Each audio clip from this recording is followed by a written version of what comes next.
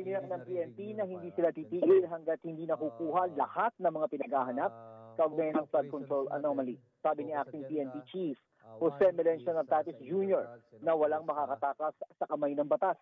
Sinabi yan ni Natatis kasunod ng dalawang mahalagang pangyayari ngayong araw sa Camp Crame. Una ay ang pagsuko sa halos 1 milyong pisong halaga ng loose firearms mula sa gun collector sa Davao City na si Jesus Martinez. Sinundan ito ng pamahagi ng PNP ng 10.6 million pesos na monetary reward sa mga informant na naging susi sa pagkakaaresto sa mga high-value individuals. Ayon kay Natatis, malaking tulong talaga ang reward system para makuha ang mga pinaghahanap ng batas.